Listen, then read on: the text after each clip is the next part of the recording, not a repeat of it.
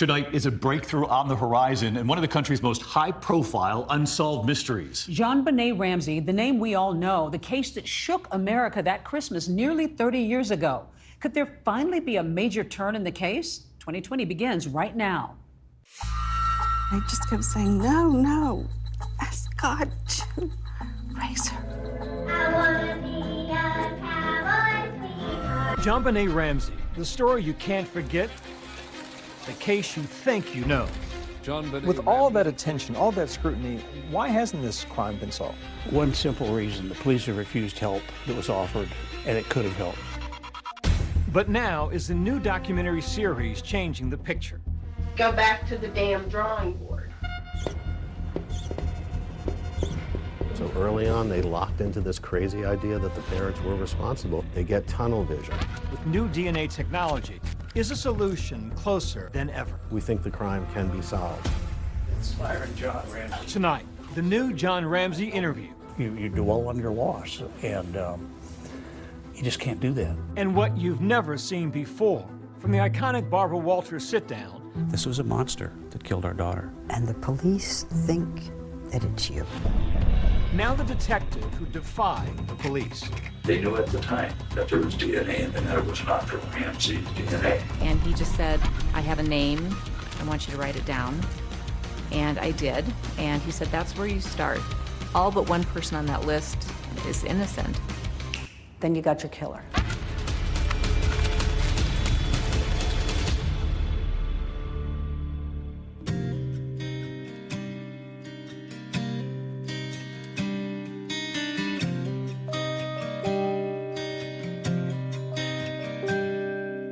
She was a beautiful child of God. We knew she was special. We knew she was going to make a difference. We certainly didn't expect it to be this way. And yet, here's a child who is known literally around the world. So she did become special. JonBenét Ramsey. She enjoys playing with the rabbit. She is the special little girl, forever 6 years old. While JonBenét Ramsey remains frozen in time, her father has endured nearly 3 decades without justice, without answers, and without his daughter. I sat down for a new interview with the now 81-year-old John Ramsey.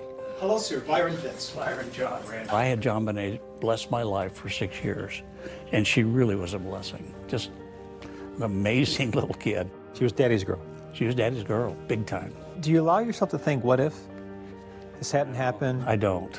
I did run into one of her little friends on the street who was now, 30 and an adult. And that was a little bit of a jolt to think, wow, could have been JonBenét. She's still my little girl. That's the picture I have in my head when I think of her.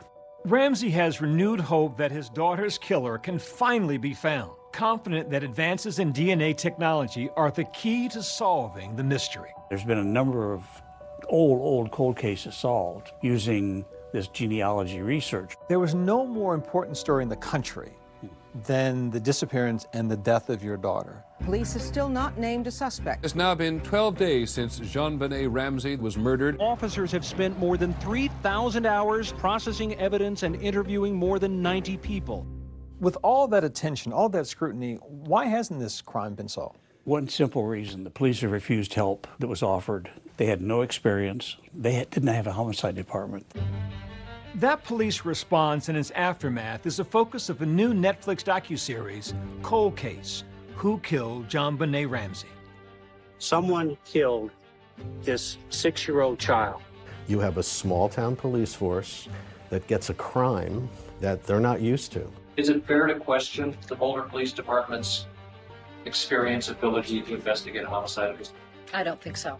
Just because you have one homicide in a year, I think is actually a sign of remarkable strength in a community. This was the first murder in Boulder that year, and it was December 26. So they don't have a lot of murders, particularly where a little girl is tortured to death. John Ramsey worked with award-winning documentarian Joe Berlinger, who says he wanted to shed new light on what he calls one of the most brutalized families in American history. Obviously, he wasn't legally wrongfully convicted, but he was wrongfully convicted, and his wife, Patsy, the family, were wrongfully convicted in the court of public opinion. You still feel like it's a cloud over your family name? Yeah. Because I guess because there are still people in the country who still believe Absolutely. that your wife were responsible. No doubt. And we could have the killer confessed, arrested, in prison, and there'd still be 5 to 10% of the population that, yeah, it was the father, or yeah, it was the mother. The hit docuseries has sparked a new generation of interest on social media. Okay, one of my girlfriends and I have a new JonBenét theory, and I want to float it. I just finished the JonBenét Ramsey new documentary on Netflix, and holy I need to know what happened to JonBenét Ramsey. With the wave of renewed scrutiny, the Boulder Police Department issued a video statement last month. So much of how law enforcement works has changed in the last 30 years. There are a number of things that people have pointed to throughout the years that could have been done better, and we acknowledge that is true. However, it is important to emphasize that while we cannot go back to that horrible day in 1996, our goal is to find JonBenét Ramsey's killer. That horrible day in 1996 began at Christmas time in the Storybook neighborhood where the Ramsey family lived in Boulder, Colorado. There's a saying here in Colorado that Boulder is 30 square miles of fantasy surrounded by reality. It's very wealthy, it's well-to-do. John and Patsy Ramsey lived in a 6,700 square feet Tudor there on 15th Street. John Ramsey was the CEO of a computer services company.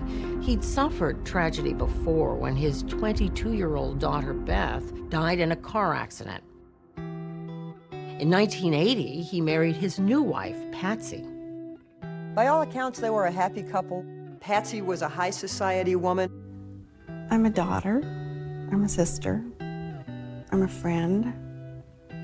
I'm a wife and a mother. John used to tell people that I invested in futures, the futures of my children. That's how I usually answer my occupation.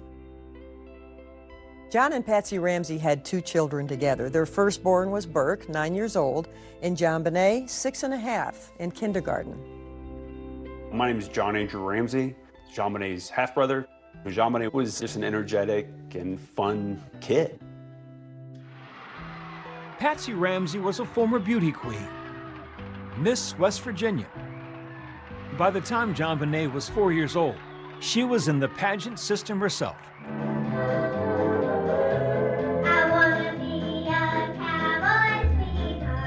I really believe that if we hadn't seen the beauty pageant photos of JonBenét Ramsey, it might have just gone into the ether as another child murder. This one captivated us because we saw the beauty pageant pictures.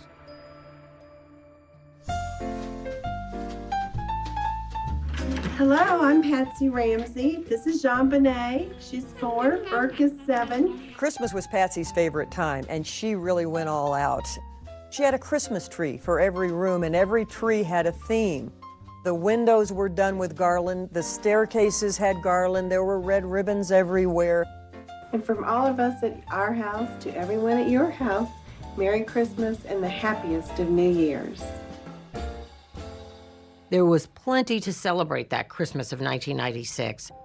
Patsy had been battling ovarian cancer and was finally in remission. On Christmas morning, the family opened presents in their home.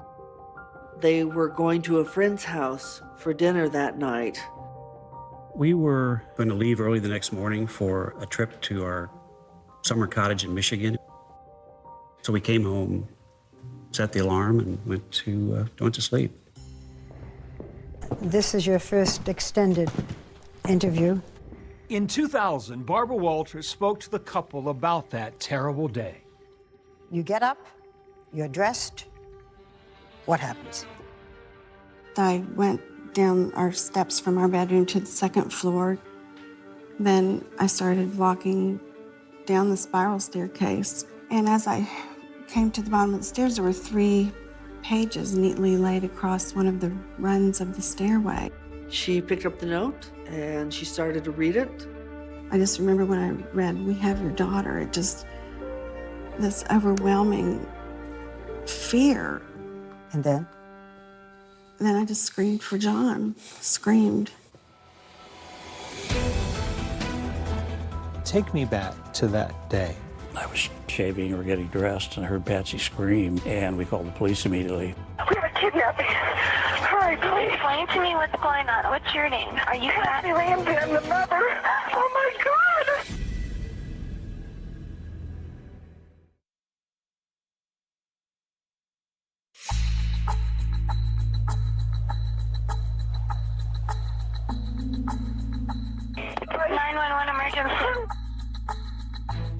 I was the call taker that night shift when the call came in. Police, what's going on 15th Street? What's going on there, ma'am? We have a kidnapping. Hurry, please. Explain to me what's going on, okay? There's a note left and our daughter's gone. There's a ransom note here. It's a ransom note? Oh my God! Please. She's hysterical. She says there's a kidnapping. Please. I'm sending an officer over, okay? Please. Do you know how long she's been gone? No, I don't. Please, we just got out and she's right here. Oh my God, please. The note said, if you do anything, if police come, if FBI come, your daughter will die. You called 911. Yes, I did. I had to do something. I had to take action. And I mean, all this happened in a matter of moments. Patsy Ramsey called 911 at 5:52 a.m., and the first officer from the Boulder Police Department arrives 3 minutes later at 5:55. We called friends for help at that point. Your daughter is gone. Desperate. She's in the hands of a madman. My phone rang. Pam, they've got her. What do you mean they've got her? They've kidnapped JonBenét. She's gone. What was the atmosphere like as you sat and waited? Well, it was awful. First of all, we didn't know whether the kidnapper was going to call that day, because the note said, I will call you tomorrow. Get plenty of rest. I was deathly afraid that tomorrow was in fact the 27th. You lose all perception of time, of place. You've just been dealt a horrible, crushing blow. At 6 o'clock on the morning of December 26th, the police came in and did a cursory search of the residence. It was a lavish home with about 18 rooms. The police did a terrible, terrible job securing that scene. And if you don't secure the scene, you don't get good evidence. The mistakes they made were outrageous, they were mystifying, they were mistake after mistake after mistake. People were streaming through that house. They were in the kitchen, they were in the living room. There were some friends of Patsy's that were helping her wipe up the kitchen. There could have been fingerprints there. You had friends that were Windexing the sink and washing dishes. And People were making toast in the kitchen. And yes, a kidnapping is a crime scene, but we were so focused on getting JonBenét back. That was the task. What we have learned is that everyone should have been sequestered into an area so that people weren't roaming around the house. And that was a mistake on my part. The reason I didn't is because these people were the Ramsey's support system. There was no information at all to indicate the family was involved at that point. It was a crime scene, and it was getting contaminated. The note was being passed around and reviewed by all of their friends. Of all of the evidence left behind, that ransom note is the most baffling. Number one, it is too damn long. A ransom note is not that long. A ransom note says, I have your child, I want $1 million, I'll call you later. The note was 3 pages and written in longhand.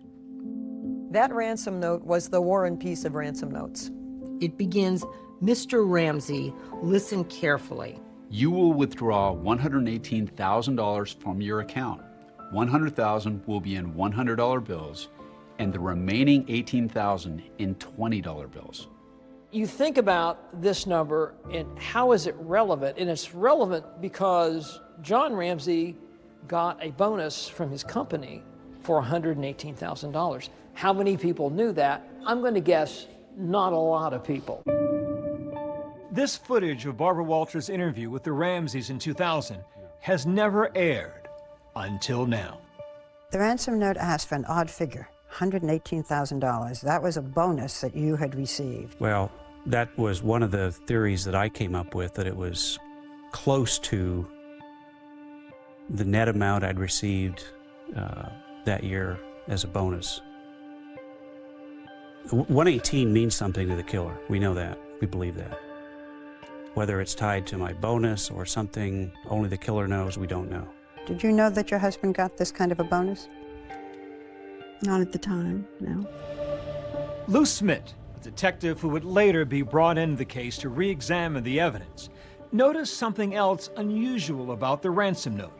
Some of the phrases appear to mimic lines in movies about kidnappings. Lou Smith recorded his observations about the case. John? The movie Ransom was playing in Boulder. I have your son. Oh, Jesus. I want $2 million. Oh, God. In that particular movie, a fat cat industrialist, his son was kidnapped. There's a lot of the same verbiage in this note as was in even a note that was written in that particular movie. If we catch you talking to a stray dog, she dies. A kidnapper says a similar line to Clint Eastwood in the movie Dirty Harry. If you talk to anyone, I don't care if it's a Pekingese pissing against a lamppost, the girl dies. You and your family are under constant scrutiny, as well as the authorities. Don't try to grow a brain, John. That's a line used by a terrorist in the movie Speed. Do not attempt to grow a brain. Our guy's a real watcher of that particular type of movies. The ransom note was a vital piece of evidence. Police need to figure out who wrote it and when.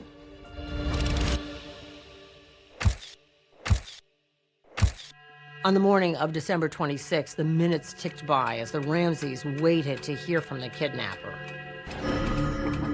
It was awful. The kidnappers had written that they would telephone you by 10 a.m. All I prayed for was he would call. But it would be a discovery inside the house that would change everything.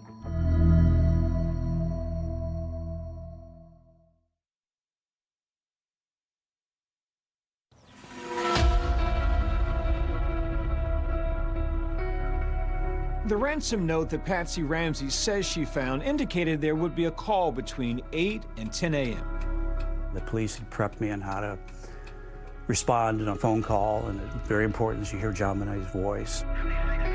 Police officers were leaving between 9:30 and 9:45 before that time period of the phone call had even expired. One lone detective was left on the scene. Detective Linda Arndt is left behind in the house with John and Patsy Ramsey. Arndt didn't have extensive homicide experience managing a kidnapping and what was about to unfold. This was likely pretty overwhelming for one lone police officer. I was praying. Linda Arndt had said to me, we're hopeful that the kidnappers will just drop JonBené off someplace. And I kept looking out the window, clutching this cross and just imagining that she was going to come running down the street. They're waiting for a telephone call from the kidnapper. What's going to happen next? My former ABC News colleague, Elizabeth Vargas, did one of the first extensive interviews with Detective Linda Arndt. 10 o'clock comes and goes, and there's no acknowledgement that the deadline imposed by the author of the ransom note is come and gone. Nobody said it's 10 o'clock and the kidnappers haven't called? Nobody said that. According to Arndt, neither John nor Patsy Ramsey seemed to mark it or freak out about it. She says later she found it curious that John Ramsey checked his mail in the kitchen in the middle of the crisis. How are you supposed to act when you think? Oh, I don't know for sure, but I really thought I could get JonBené back if I kept my wits about me. You know, there was a pile of envelopes that had come through our front door slot. I was looking for another communication for the kidnapper. She should have been doing that. Linda Arndt tells the restless John, why don't you look around the house, see if anything is missing or looks strange. Check the house, top to bottom. Look for anything that might belong to JonBené that is in place where it shouldn't be. Were you at that point giving him perhaps a little bit of distraction, busy work? I wanted to lessen his anxiety by giving him a job to do, a task, a meaningless task. John took a friend with him. They went to the basement, and John opened the door. You opened the door to the small room. I knew instantly what I'd found. I'd found my daughter. She was lying on a white blanket. The blanket was wrapped around her. Her hands were tied above her head. She had tape over her mouth.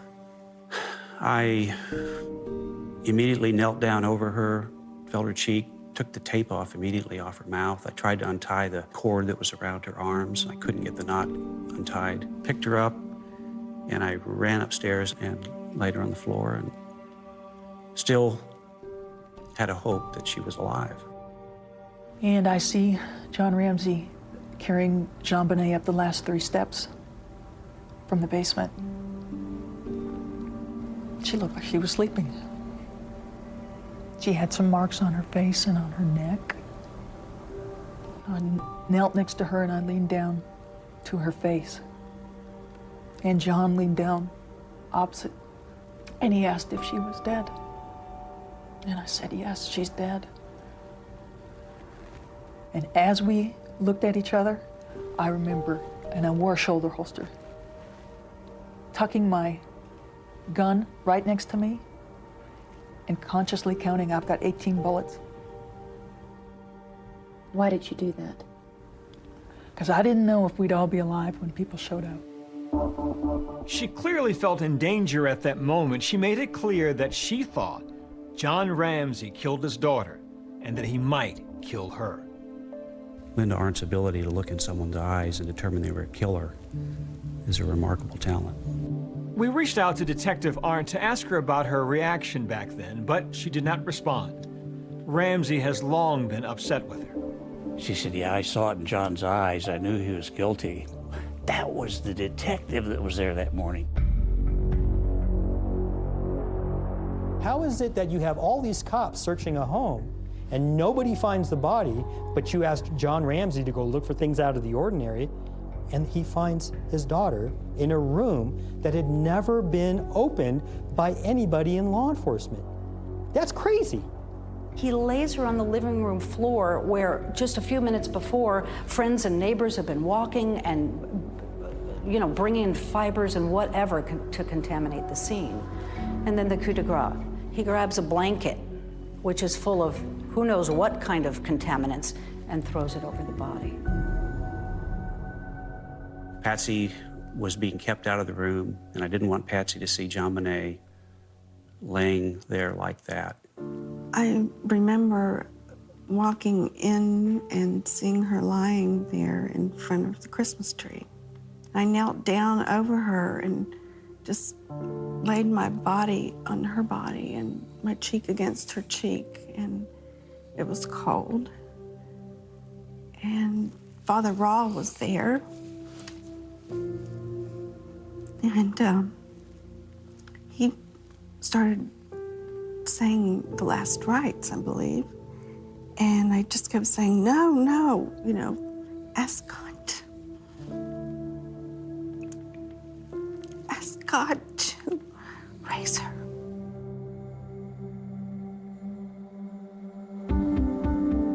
So the kidnapping of JonBenét Ramsey has turned into the murder of JonBenét.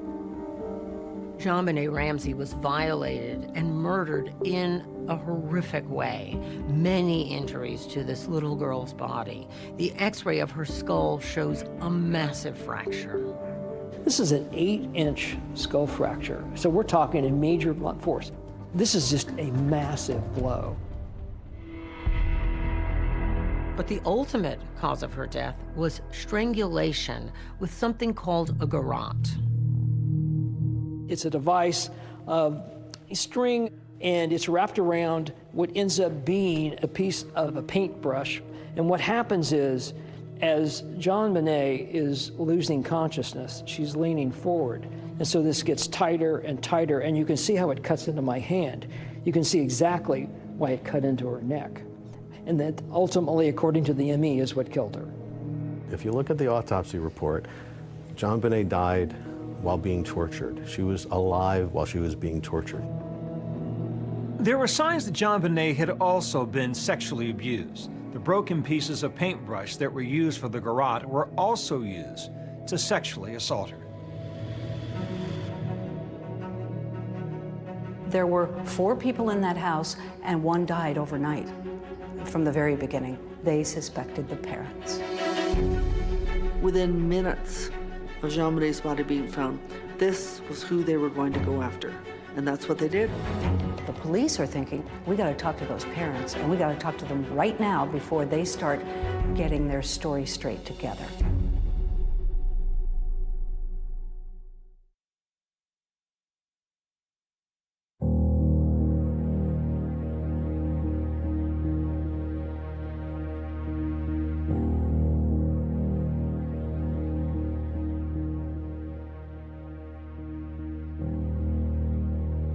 When JonBenét's body was brought out past the candy canes decorating the front of the house, there were only a couple of reporters outside to capture that. And then the media frenzy started. JonBenét Ramsey, the little girl in Colorado, was murdered. Beauty queen JonBenét. JonBenét's murder has frightened residents of Boulder. News outlets from around the world had descended upon Boulder and were just hiding in trees and bushes and digging through our trash, following me around town. I mean, it was war. The JonBenét Ramsey case was completely out of control. You also have to remember the O.J. Simpson case had wrapped up. The 24-hour news cycle, their content had dried up. And so along came the Ramsey family, and we fit right into that slot. JonBenét Ramsey was a precocious 6-year-old. She had been strangled to death in the basement of her own home. You have the shock, this incredibly horrendous crime, and then you have these videos that surface of this beautiful young girl. JonBenét Ramsey! Dark blonde hair and green eyes. Dancing in her costumes, and those were the first viral videos. She'd like to become an Olympic ice skater. People who didn't really grow up in the South and understand that industry, the industry of beauty pageants, thought it was the most horrible exploitation of a child they'd ever seen. So when those images started playing across the television, people started thinking, what's wrong with that family? For many, this was their first glimpse into the world of child pageants. Long before shows tested 15 like Toddlers and Tiaras. Number 65, Alana. But John Ramsey tells me it was something that would bring joy to JonBenét and his wife, Patsy. The pageant photos came out, and that made it more juicy. Yeah. And that was just something that Patsy and JonBenét had fun with. JonBenét never participated in what I would call a beauty contest. She participated in a talent show. She would sing and dance? She would sing, she would dance. I want to be a cowboy sweetheart. I want to learn to rope and to ride. These were such a small, minuscule part of what JonBenét was all about. I think it's just because the photographs were so available and so beautiful that it took on a life of its own. It's part of what turned it into an international circus. This little girl's image was everywhere overnight. The biggest negative factor about John and Patsy Ramsey was that they had allowed their daughter to be in child beauty pageant contests, and people did not like them. But to think they would murder their own daughter was unimaginable. Yet police found evidence that, in their minds, pointed towards the Ramseys. When you start with children of this age, when they die, tend to die at the hands of their parents. So the focus is naturally going to be on the parents to begin with. Now, in the house, the ransom note is written on a pad that belongs to Patsy. This is the notepad. This location right here is where the note was physically found by Patsy. The pen that was used was in the house. The garrote that was used in JonBenét's murder also got the attention of investigators because of what it was made of. It basically is an artist's paintbrush that's broken, and what's important is that it actually came from Patsy's art supply. And there were even fibers on the backside of the duct tape that had been on JonBenét's mouth from Patsy's clothing. And that was important, but Patsy lived in the house, so those could have been there anyway. The police started thinking, well, maybe this is just a cover-up, that the Ramseys harmed their child some way, then panicked and tried to create basically a kidnapping scenario. Patsy and John should have been taken to the police station immediately for separate interviews, for examination of their body for defensive wounds, for collection of their clothing. That never happened. At this point, they haven't interviewed the mother or father. Not surprisingly, they're still very grief-stricken. They have not been in any kind of condition to be interviewed. My father, myself, we all marched into that police station, gave blood, we gave hair, we gave fingerprints. The thing that really stuck with me is two detectives hand me their business cards, and one says narcotics officer and the other says auto theft. And I bury my head into my hands because I knew at that point we were in a bad spot. Though the police had spoken to John Ramsey after JonBenét's body was found, what they really wanted to do was formally interrogate the couple. The police are thinking, we got to talk to those parents, and we got to talk to them right now before they start getting their story straight together. Your lawyers advised you then not to submit to police questions. Why not, people say? Wouldn't you have wanted to tell them everything? Well, I don't recall that our lawyers told us that at the time. We said, yeah, we want to keep working with you, but can't you come here? We can't go out. Patsy was in bed. Patsy was barely able to move.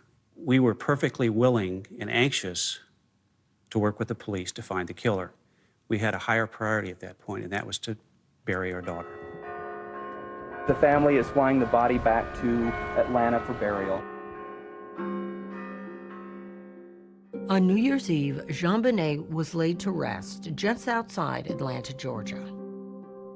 This service is in loving memory of JonBené Patricia Ramsey. We flew back to Atlanta to bury JonBené. Atlanta being our home. Atlanta being where my oldest sister Beth is buried. We give thanks today for JonBené, for the love that she had for her parents. I want to go back to the funeral. Whatever we do, we're gonna go through it together. We may not get far, but sure as the star, wherever we are, it's together. Wherever we are, it's together. We sang that. She and I sang that together. We'd sing it driving in the car, and we just knew that we would always be together in everything. I wanted my children to know that I was with them through thick and thin, regardless of what happened in life. You know, unconditional love. Oh, look at that. You can go places now. Everybody wanted to see these parents. Everybody wanted to talk to these parents, especially the police. When you realized that you two were the prime suspects, what did you think?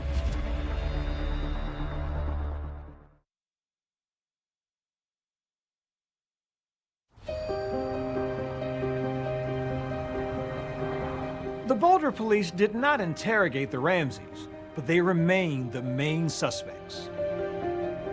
Many people found the Ramseys' behavior peculiar and suspicious, and from that, many presumed they must be guilty. When you realized that you two were the prime suspects, what did you think? What did you feel? What did you say? Well, we were outraged. We were shocked. How could they think that? We were a normal family. I just didn't believe it. You just can't believe it. I mean, we're suffering from having lost our child. And then for someone to accuse you, it's just, you can't believe that would happen. Then 6 days after the murder, they go on CNN and say they didn't do it. If anyone knows anything, please help us. We've sensed from our friends that this tragedy has touched not just ourselves and our friends, but many people. As a mother, my heart went out to this couple. And if I were a resident of Boulder, I will tell my friends to keep your babies close to you. There's someone out there. Some people thought it was odd they were talking to the public rather than to the police. You did an interview on CNN. Why did you do that? We did it reluctantly and at the insistence of some friends who could see that we were being painted as guilty. Unfortunately, at that time, we were so, when we look back at it, we were so distraught and medicated. It was probably not giving the impression that he had hoped we would achieve. Police end their 10-day search of the Ramsey house and remove the crime scene tape. It is unknown if the family intends to resume residency at the home. We have no comment on the whereabouts of the family at this time. Starting from the beginning of this case, we, the media, lapped up what the Boulder Police Department wanted to tell us about what they were doing in the JonBenét Ramsey case. For the most part, the police didn't say much. They didn't leak a lot of information. But when they did, it was major. They thought the mother did it.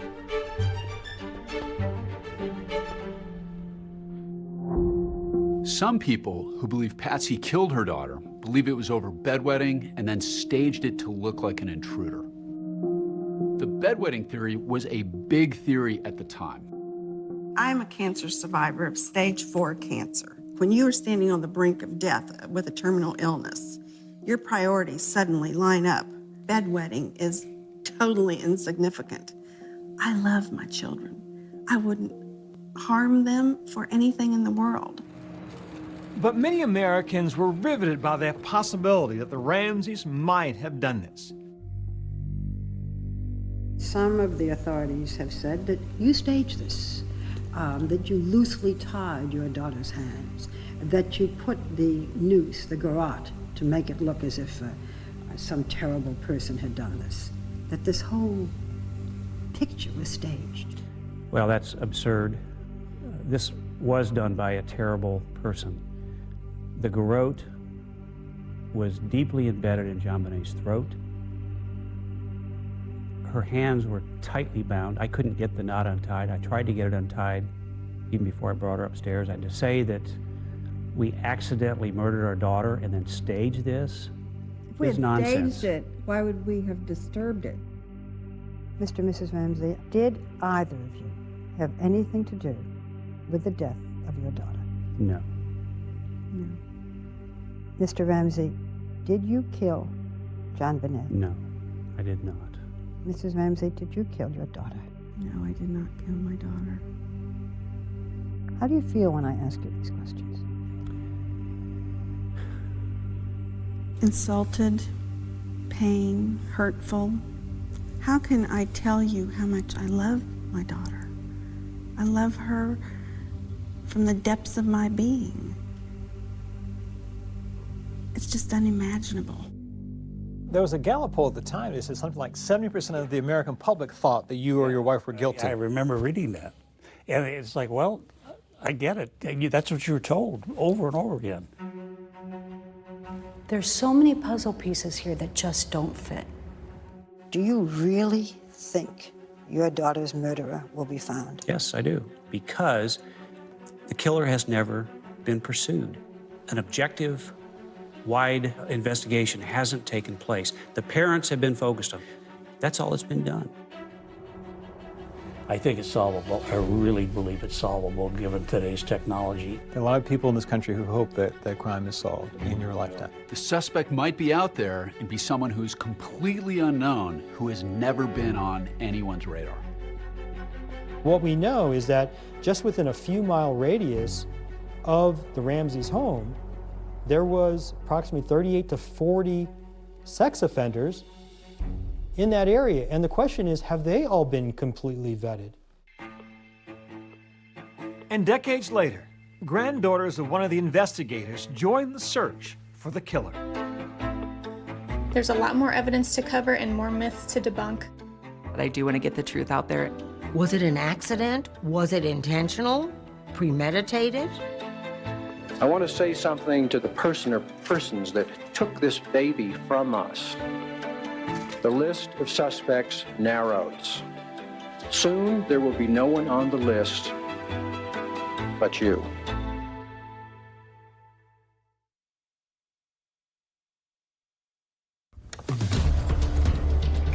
Our killer is JonBenet.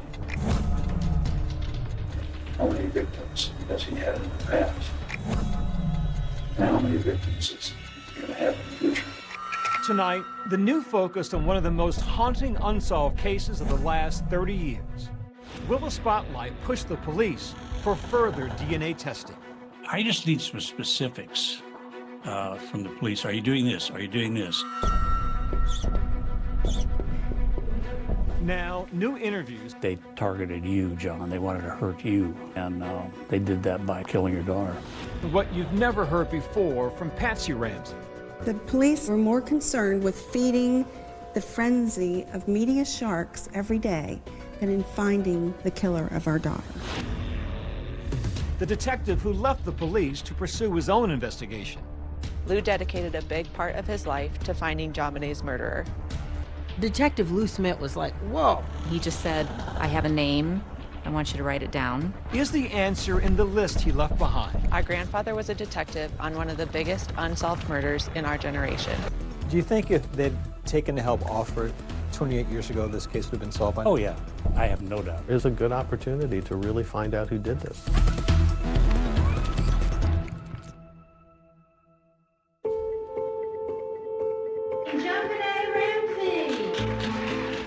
JonBenet was an entertainer. She would entertain at the drop of a hat. She loved to sing and dance and perform. It was a natural for her. I competed with JonBenet. She had all these wonderful costumes and outfits, and she had this presence. Third runner-up, JonBenet. It wasn't really a competition to her. It was more of like, this is fun, like let's go on stage and do that. My name is JonBenet Ramsey, and I'm 5.5. What is your favorite animal at the zoo? The monkeys, because they laugh and stuff and hang around. Today, JonBenet Ramsey would have been 34 years old. I was her age. She would be my age now. She would be pursuing her own career. She never got to grow up. She is frozen in time now.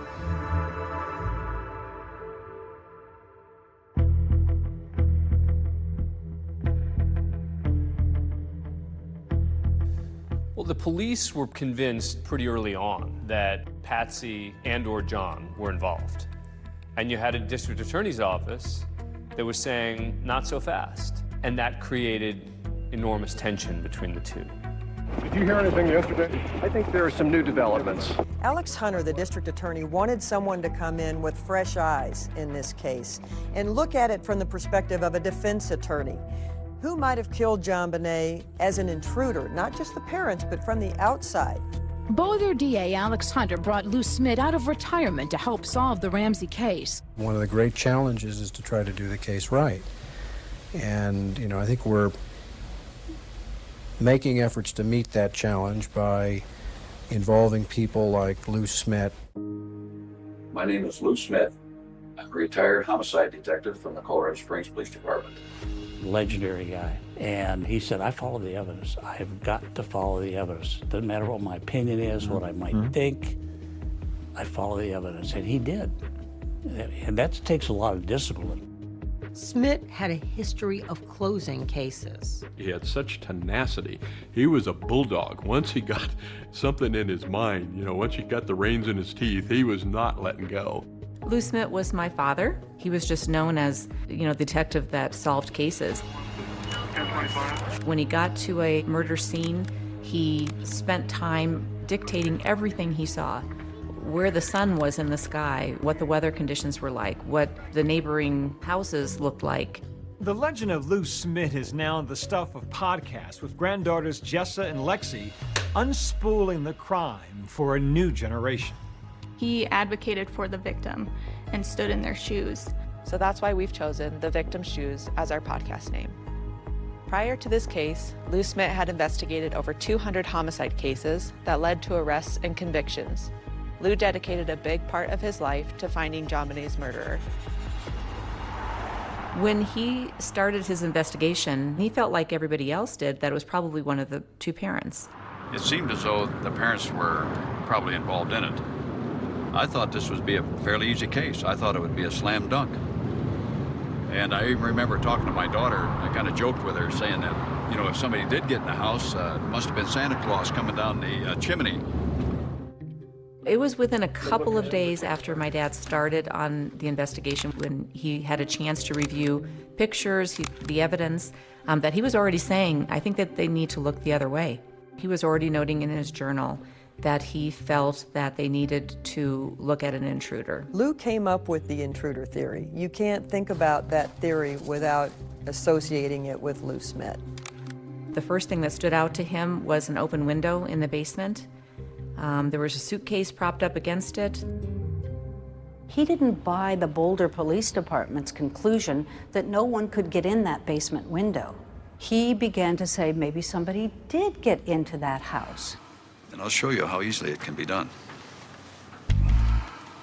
So what did Lou Smit do? He went and climbed in the window himself with a camera rolling to prove that it could be done.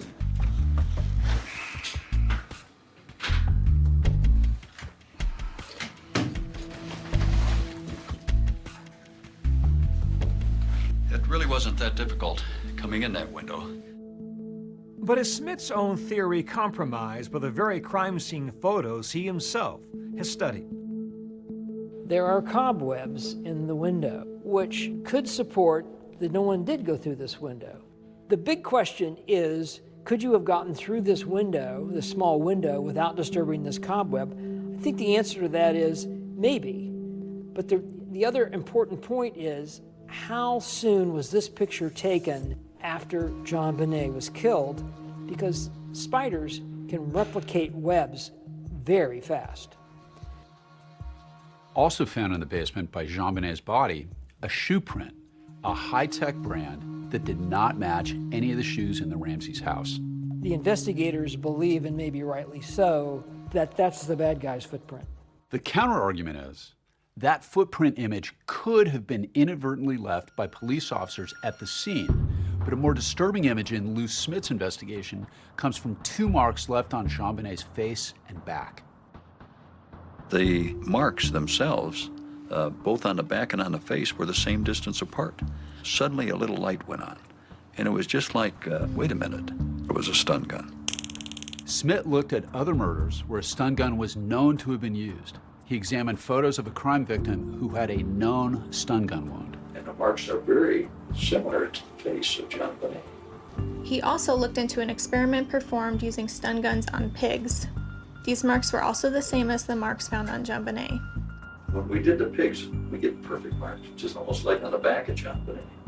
This brings back our grandpa's whole motto that things are usually what they seem. Don't make it complicated. To make things less complicated, Smit transferred all his knowledge and thoughts about the case to VHS tape, leaving behind a 6-hour video presentation of his intruder theory. There's no reason at all for the Ramseys to use a stun gun, and the Ramseys don't have a stun gun. If it's not a stun gun, what is it? That's the question I always ask. You tell me what it is. Lou Smit stood up and said, wait a second, we need to look at this again. It actually is possible. It actually is plausible. And in his mind, it's actually the most likely scenario. But there have been challenges from the beginning of this case. There were published reports that the Boulder Police Department refused to accept assistance from outside law enforcement. Denver police called and offered 2 experienced homicide detectives to come work at Boulder under their direction full-time. They turned it down. Do you think if they'd taken the help offered 28 years ago, this case would have been solved by now? Oh, yeah. I have no doubt. I've been told by experienced homicide detectives over the years, you know, this is not a hard case to solve, but they needed to be on it immediately.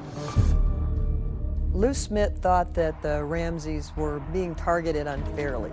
Thought there was something drastically wrong. I had seen evidence of an intruder. One thing the police and the district attorney do agree on, both want the Ramseys to come in for a formal, videotaped interrogation. And when that day finally comes, it gets heated. Go back to the damn drawing board. I didn't do it.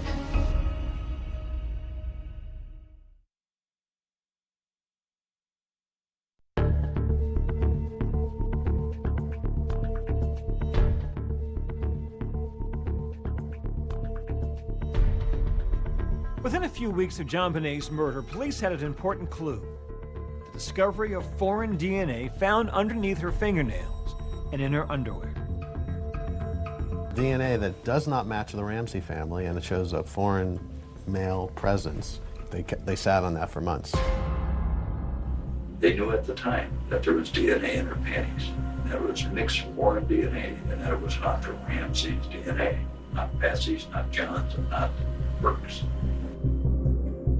Detective Lou Smit was like, whoa, while you're pouring water all over the intruder theory, you're not revealing that you have unidentified DNA and it doesn't match anybody in the Ramsey family. Lou is just incensed that the focus is still being, well, it could be Patsy, maybe we need to get her to confess. The police had eventually interviewed the couple 4 months after JonBenét's death, but now authorities want the Ramseys to come in again for videotaped interrogation. There were months and months of negotiations. Things about whether they could be videotaped. What are the questions going to be? Should the Boulder police be a part of it? Because the Ramseys said, we don't trust the police. We don't want them there. Ultimately, the interrogation took place at a different police department, and the Boulder police had to watch it from another building. The Ramseys finally sit down with the police for 3 days of videotaped interrogations in June 1998, a year and a half after JonBenét's murder. We were there for as long as they wanted, would have stayed for 2 weeks had they wanted. The myth that we didn't cooperate is nonsense. When you were interrogated by the police, you were interrogated separately. Yes. Today is Wednesday, June the 24th, 1998. I'm president of the Broomfield Police Department. Tricia Ramsey. Tom Haney, who was one of the most respected homicide detectives out of Denver, was chosen to interview Patsy Ramsey. Patsy Ramsey had a year and a half to prepare. I knew that it was going to be tough to get a spontaneous response. Do you ever recall purchasing black duct tape like this? It seems like there can't be a house in the world that doesn't have duct tape because it repairs everything. Well, I never liked it because it's so gooey. Isn't it gooey? He started out softly and kindly and curious, and then he got pointed with his questions, and that made Patsy angry.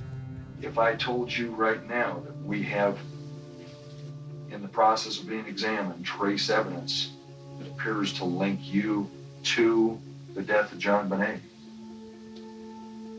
what would you tell me? That is totally impossible. Go retest. How is it impossible? I did not kill my child. I didn't have a thing to do with it. She said it was impossible that we had physical evidence linking her to the crime. I'm talking about scientific evidence. I don't give a flying flip how scientific it is. Go back to the damn drawing board. I didn't do it. John Ramsey didn't do it, and we didn't have a clue of anybody who did do it. I am so taken with her swagger. She just tells them, you know, you think you have some evidence on me? Well, you better look again. We love that child, okay? We're not involved. Read my lips. Let's find out who is. My life has been hell from that day forward. And I can't stand the thought of thinking somebody's out here walking on the street. God knows we might do it again to some other child. You know, quit screwing around asking me about things that are ridiculous and let's find the person that did this. Patsy was feisty. She was combative. In stark contrast to John Ramsey, who's interrogated by Lou Smit. When Lou interviewed someone, he pried anything out of people just by being understanding and really listening. Now, John, and I know this is touching right back on a very delicate spot, but was this tape wrapped around anywhere? Was it stuck down? It was very firm across her lips. Reached out, flipped the latch, opened the door, I knew immediately what I found. Okay, and you say immediately? There was a white blanket, and I just knew I found her. How were you standing? The interrogation tapes are intriguing to watch, as there's a lot of raw emotion shown by both John and Patsy Ramsey. But the bottom line is both John and Patsy deny that anyone in their family killed JonBenet, and there was nothing revealed that allowed for charges to be brought against them. And we want to do everything we can to help solve this case for you. My dad's conclusions after that interview were just firmed up his belief that the Ramseys had nothing to do with this murder. I'm not saying parents don't kill their kid. Parents do kill their children. So, but they're trying to say Patsy did. Their actions before, during, and after are all consistent with innocent people. You didn't do it. My dad started getting frustrated as time went on because he felt that the case against the Ramseys was being slanted where no other evidence was coming in. I thought there was something drastically wrong and that there was a gross injustice in this case. I had seen evidence of an intruder in the house that night. Lou Smit thought that the Ramseys were being targeted unfairly, and he didn't believe the police were listening to him. Smit so strongly disagrees with the prosecutor's focus on the Ramseys that he is resigning from the case, saying, "The case tells me John and Patsy Ramsey did not kill their daughter." He wrote a letter to Alex Hunter telling them that he couldn't be a part of the persecution of these people, is how he termed it. He wrote, "I intend to stand with this family and somehow help them through this and find the killer of their daughter." My dad may have resigned from the district attorney's office, but he never stopped work on the case. He walked in JonBenet's shoes, and he owed it to her, he felt, to continue his investigation.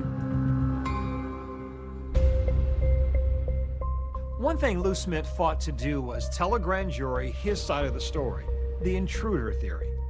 There were too many unanswered questions, in particular, that male DNA in JonBenet's underwear that didn't match anyone that they knew of. Who could it be?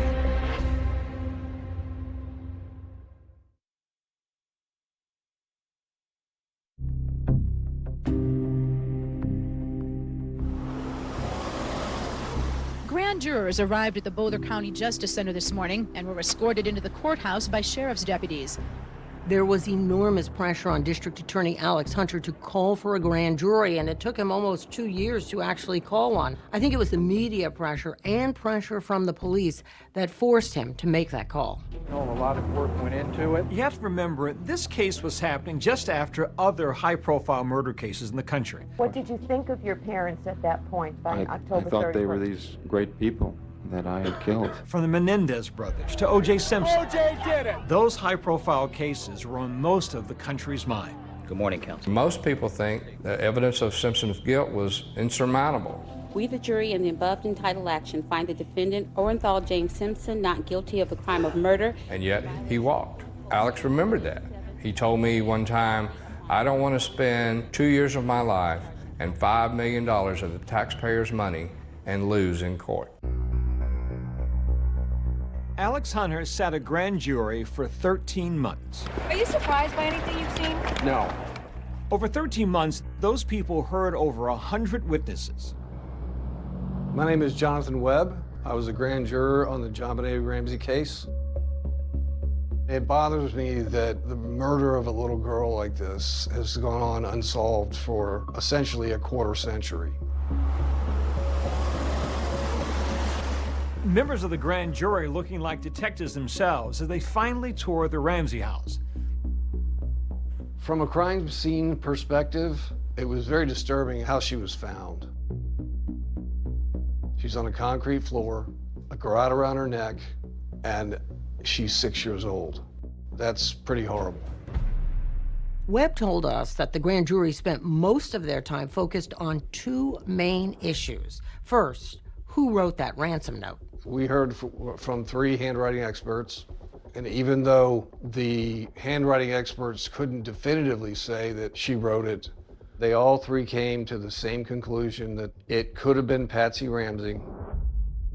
The Ramsey's defense team had their own experts who said that the comparison between the writing on the ransom note and Patsy's handwriting was not conclusive. And the grand jury believed that she wrote it. The second focus for the grand jury, according to Jonathan Webb, was the viability of the intruder theory. Smith actually presented his intruder theory to the grand jury. This is the very first photo taken of a training room basement window. The window is wide open. Now, if I was a detective, I'd have said, wow, this is entry. But the grand jury wasn't buying the intruder theory because of those cobwebs in the window. The intruder theory didn't make sense to the grand jury. The Boulder police had photographed cobwebs. So for someone to get through a small opening like that and not disturbing a cobweb would be remarkable. A grand jury doesn't decide guilt or innocence the way a regular jury does. The grand jury is only there to decide whether or not there's probable cause to charge the suspects with a crime. We were troubled by, to what level of confidence do we need to have to vote to indict? And it's the preponderance of the evidence, which means greater than 50%. And soon after that, we voted to indict. The grand jury was looking at 2 specific accusations for the Ramseys: child abuse resulting in death and accessory to a crime.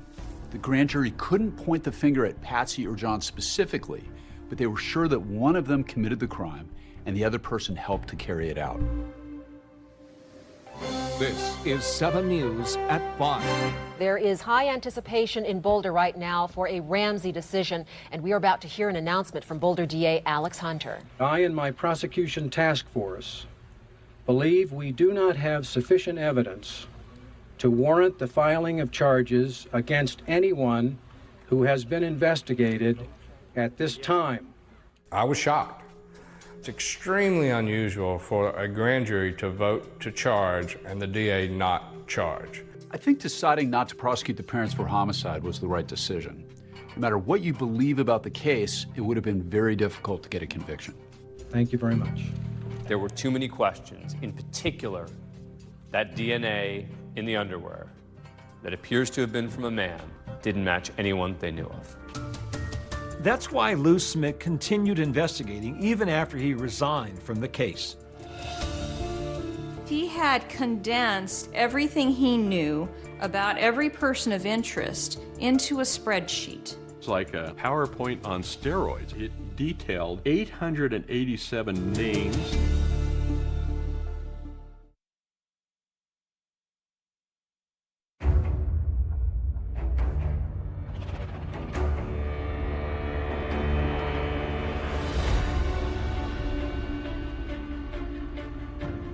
But I think what turned this whole case has always been DNA.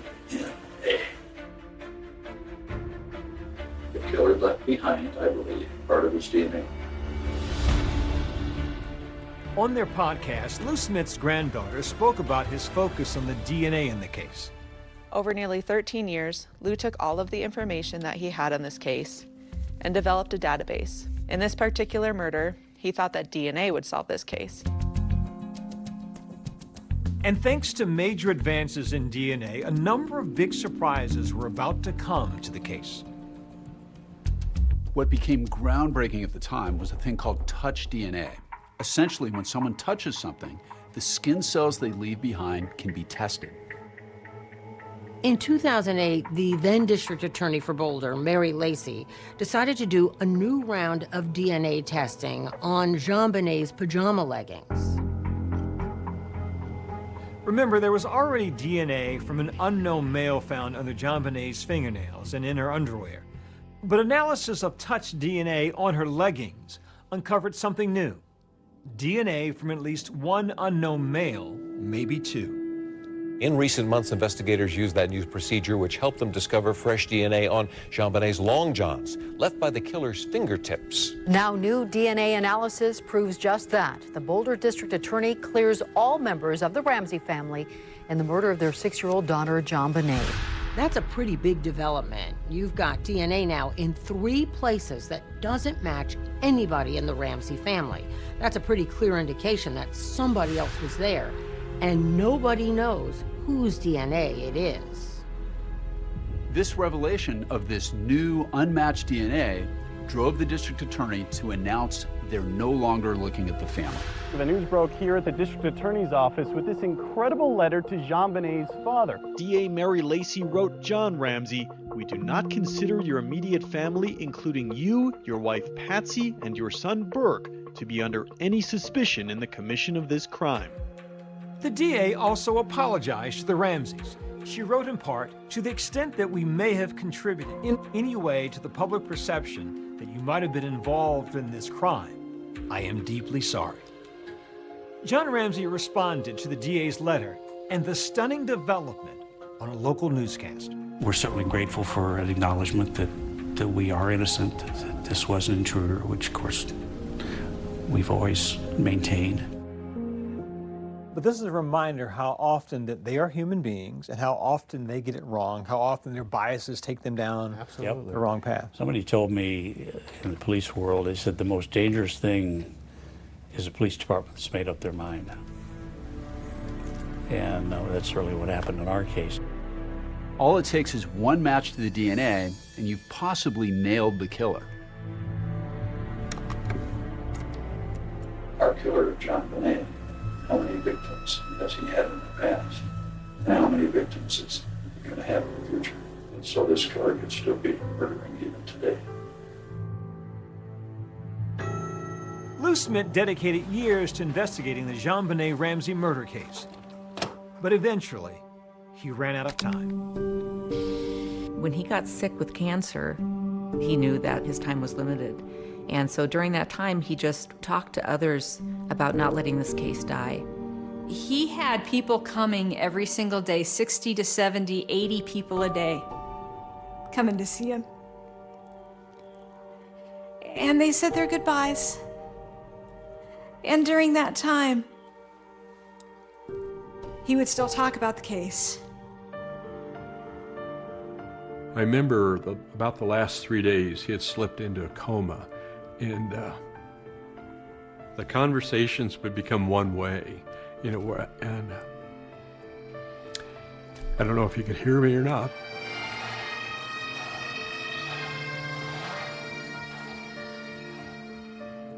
I'm John Ramsey.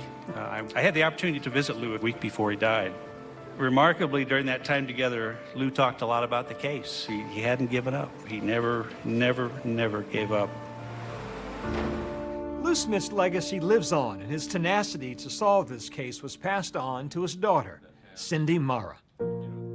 And he just said, "I have a name. I want you to write it down."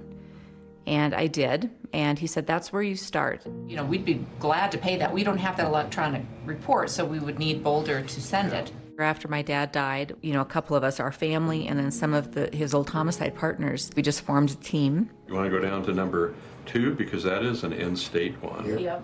What we all share in common is that commitment to fulfill Lou's dying wish, that this case doesn't die with him. And I think it's that devotion, that respect, that love for Lou is what keeps our team moving forward. According to investigators, there were other possible suspects, including a local Santa in town who had previous interactions with the Ramseys. There's no way in the world that I could be involved in the death of this little girl. I adored her. But there's another man who comes forward and claims he's responsible for JonBené's murder. I love JonBené, and she died accidental.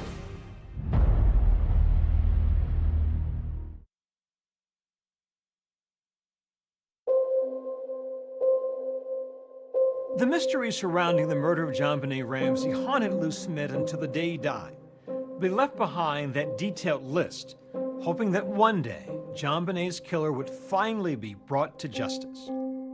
He had condensed everything he knew about every person of interest into a spreadsheet. It was like a PowerPoint on steroids. The spreadsheet detailed 887 names. He wanted us to take the list that he had and try and keep the case alive. Out of those 887 entries, by the time he went into hospice, Lou had marked 134 cleared. Over the years, there have been many leads that seemed promising at one time or another. That new Netflix documentary, Making News, details how just months after JonBenét's murder, a 12-year-old girl who lived less than 2 miles from the Ramseys was attacked as she slept in her bed. Sometime in the late hours, Mom hears a noise going on. And there was, in fact, an intruder in her daughter's bedroom preparing to molest her. That person has never been identified. That girl had attended the same dance studio as JonBenet. Are the two cases connected? I don't know. Boulder police said that while the two cases had some similarities, they found no definitive connection. In the search for the killer, investigators chased down countless leads, including a local transient. Here you have Gary Oliva, who apparently on the night or the next day after JonBenet was killed, called a friend and told him over the phone that he had hurt a child. All of a sudden I get a phone call, and it's Gary, and he's sobbing into the phone like I've never heard anybody sob in my entire life. I hurt a little girl. He was a homeless man who hung out at a church just a block and a half from the Ramseys' home. And he confessed that he killed JonBenet Ramsey. They took a look at him, but eventually eliminated him because there is absolutely no connection between he and the Ramseys. And his DNA, they used that to eliminate him. Investigators also looked into Bill McReynolds, a local Santa Claus who'd worked at the Ramseys' holiday parties. JonBenet had made a comment that he, Bill McReynolds, was coming to their house to see JonBenet. I think everybody thought that was a little weird. His DNA didn't match, and he's out of the picture. And then Alex Hunter, the Boulder County District Attorney, speaks directly to the killer. I want to say something to the person or persons that committed this crime. The list of suspects narrows. Soon there will be no one on the list but you. A day after the DA rattles the cage, a man named Michael Helgoth attracts the attention of authorities. Michael Helgoth evidently committed suicide the day after the Boulder District Attorney threatened that, hey, we're going to find you. The death of this child has broken all of our hearts. We will see that justice is served in this case and that you pay for what you did. That speech was designed to get the killer nervous. When Michael was found dead, there was a stun gun at his residence. Also, there was a pair of high-tech boots. These two clues had previously been linked to JonBenet's murder. Stun gun, a bit odd for people to have. High-tech boots, fairly common thing for people to have. But the real clincher would be DNA didn't match, and he has no connection to the Ramsey family. And so investigators also eliminate Helgoth as a person of interest. Investigators finally felt they had a real break in the case with John Mark Carr. He famously claimed he was with JonBenet when she died. I love JonBenet. She died accidentally. Are you an innocent man? No. Her death was an accident. So you were in the basement? Yes. Problem is, he wasn't in Boulder, Colorado when she died, and his DNA didn't match. Even though Carr claimed he was in the basement when JonBenet died, there was just no physical evidence linking him to her murder. And so Carr was eliminated as a suspect. Take a look at it. Decades later, the search still goes on for the little girl's killer. What our team has been doing is focusing on collecting DNA and testing DNA. I think it's imperative that we investigate every credible suspect that's been provided. If we keep at it, hopefully we'll finally whittle it down to one person remaining on that list. Do you think you know who the killer is? You know, no, I don't. And this is a very dark, evil person. I don't know anybody like that. But could advances in DNA technology finally help catch the person who killed JonBenet?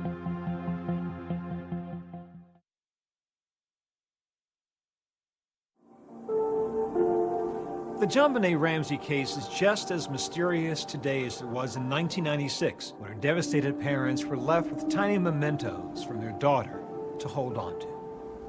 It makes me sad that there were happy little hands in this glove. So the memories bring tears to your eyes, but you're also a little more at peace? I don't know. I don't think I will be at peace until we find out who did this.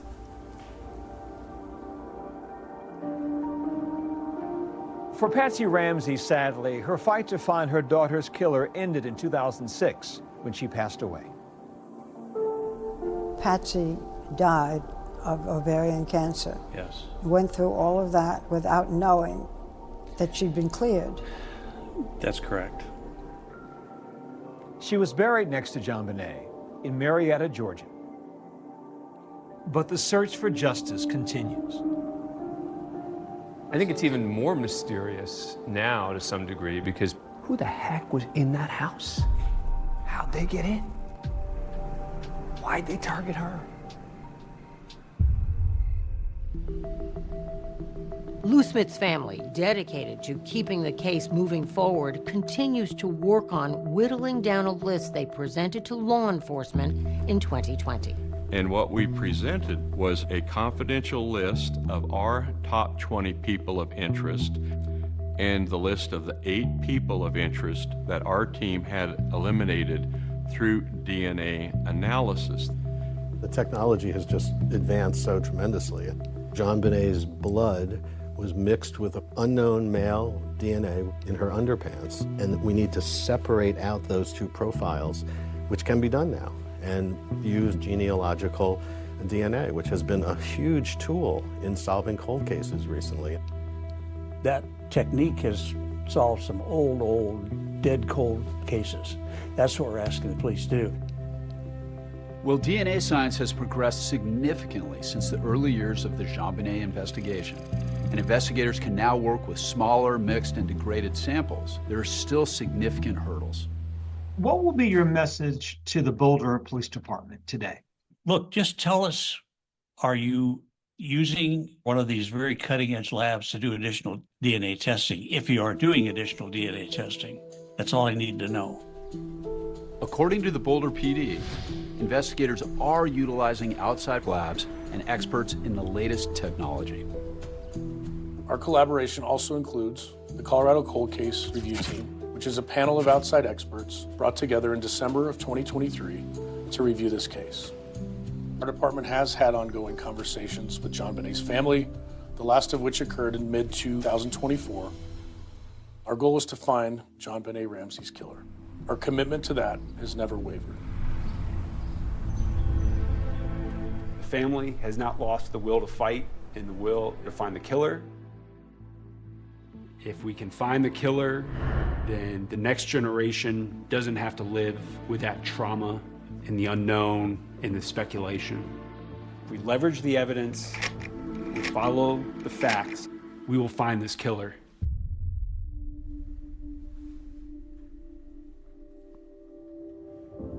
My dad certainly suffered a tremendous amount, but I think he's focused on life today and enjoying life with his family and grandkids, and he's remarried. But he says he's still always thinking of JonBenet, trying to focus on the positive of this beautiful little girl who will always be forever young. She knew she was loved. I mean, we told her that every day. Somebody asked me once, what would you say to John Bonet if you could? I would tell her, I'm sorry, I didn't protect you. You know, I had John Bonet bless my life for 6 years. And she really was a blessing. The Boulder DA tells 2020 that the office is continuing to work with federal, state, and local agencies to make progress on this tragic case. And David, Lou Smith's family says they're determined to continue making their way through that list. We're going to stay on this story. That's our program for tonight. I'm Deborah Roberts. And I'm David Muir from all of us here at 2020 and ABC News. Good night.